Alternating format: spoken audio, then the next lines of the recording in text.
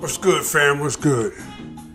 TC here with I.O.B.A. Okay, so check it out now. This morning, before I went to work, I got a chance to check out a little bit of the Breakfast Club. They had an interview with my man Shaggy, you know, the old reggae artist, hip hop, dancehall artist, Shaggy, from back in the day. Had a couple of hits. He was alright. So they were talking about child abuse. You know what I'm saying?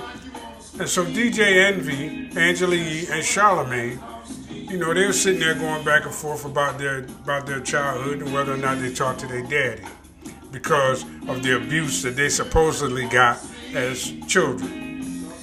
Charlamagne and Angela Yee, you know, they had long periods of time where they was pissed off at their daddy because they felt like they were abused when they was kids. So my thing is this. You're talking about three individuals, very successful individuals who probably make, well, when you factor in everything that they do, not just their radio gig, but everything they do, their writing books, their real estate, their this, their that, all these side hustles, make probably somewhere in the neighborhood of 100, 150,000 a year, somewhere. I'd have to look and see what they make, but I know they're very, very successful. And they're sitting here whining about getting their ass whooped when they was kids. All three of them went to finish college, all three of them. You know, all three of these motherfuckers is in their 40s. So their parents probably a little older than me, right? Not much older, but a little older than me. When my kids was coming up, that's when they first started telling you not to whoop your kid's ass, right? That's when they first started removing corporal punishment from the home. At that time, though, that was the same time that they was pumping all that crack into the community, and the mass incarceration was just kicking in high gear. So a lot of black daddies was being ripped out of the house. Oh yeah, and all of the industry was being shipped to Mexico and China and other places. So motherfuckers couldn't get high-paying jobs, good-paying jobs to raise their families. It was like a perfect storm happening back then. And so these three people, they were three of the lucky ones because they had their daddy in their home. So they turned out to be pretty successful. So my question is this. Excuse me. Are they successful because they had strict daddies? Or are they successful in spite of the fact that they had strict daddies? I need to know that. Because they sitting up there talking about how they don't talk to their daddy and they feel like they was abused and this and that. They never say why they was abused. They never talked about whether or not their mama whooped their ass too. They never really talk about that shit. It's all about demonizing black men. That demonizing black men shit been going on for the last couple of years now, ever since they lynched Bill Cosby.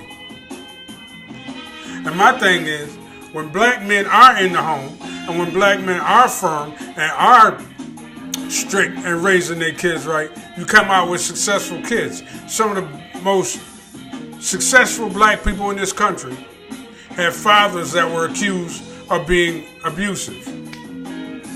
Right now you got Alonzo Ball and his sons. You got Beyonce, father. You got Michael Jackson's father and many others. All of these people raised very successful kids. But they didn't do it by not getting on their kids' ass when they needed to.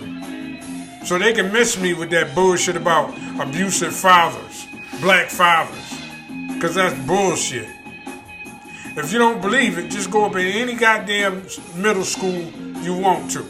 Now, kids are notoriously bad in middle school, but not to the degree that they are now since they've removed the father from the home, either physically or they made him so goddamn neutralized until he might as well not be there. And now you can't even raise your voice in your own house or you being verbally abusive. Back in the day, we used to say this when we get in our kids' ass. Better I kick your ass than have the police do it. And now, what do the police do when they encounter a black child? What do the police do? What is their go-to response? All the way down to fucking 10 years old and lower. What is their go-to response? Exactly. Throwing the little babies in handcuffs, whipping their ass, putting their knee in a 14-year-old girl back, doing all that kind of shit. If you had strict daddies in the house, that shit wouldn't have to happen. But no, nobody wants the black man to act like anything other than a bitch. Because if you act like anything other than a bitch, you being abusive. And you toxic, you're part of that toxic masculinity shit that Terry Crews is pushing. Then you go to the politicians, right? The politicians is going after the black female vote. They're not going after the black male vote. They act like they can win with just the black women. I guess because that motherfucker in Alabama did. Well, ask them black women down in Alabama how that's working out for them. But they think that they can win without the black male vote. Because the black man has been so, vilified until nobody wants any part of us.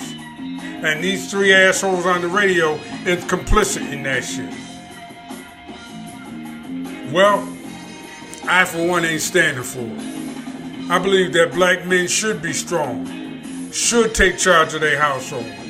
Look at how successful black people were during the 60s and 70s when black men were the head of their households. And I can rest my case on that. But these politicians are trying to win without the black male vote. They all going after the black female vote. Just listen to them talk. Listen to who Joe Biden has as a senior advisor and Bernie Sanders has as the senior advisor. Right? Anybody who think that they can win without using, the black male vote, they're gonna try it. But I got some sad news for them. It ain't gonna work. It ain't gonna happen. Because the system that they're getting is weak and really stupid. I mean, let's just listen to Simone Sanders sometimes. They don't want any enlightened sisters on there, because an enlightened sister gonna want to include black men in that mix. And they don't feel like they need us. They too busy vilifying us. Too busy making us the face of everything negative. And that's the bullshit I got a problem with. That's what Charlemagne, DJ Envy, not so much DJ Envy, because he did say his father was his best friend, and Angela Yee was pushing today, or on that interview the other day, whenever the fuck it was. We got pushed back against that shit. We do. ADOS ain't gonna succeed with just black women. The movement's gonna need everybody. It's gonna need its warriors. It is. When them motherfucking Asians were slapping black women around, who put an end to that shit? Black men had to go up in there and put an end to that shit. I mean, you had some sisters out there too, but black men had to be the ones that go up in there and say, look, if you do XYZ, XYZ may happen to your ass coming out the door. That's it. That's what I had to say about that.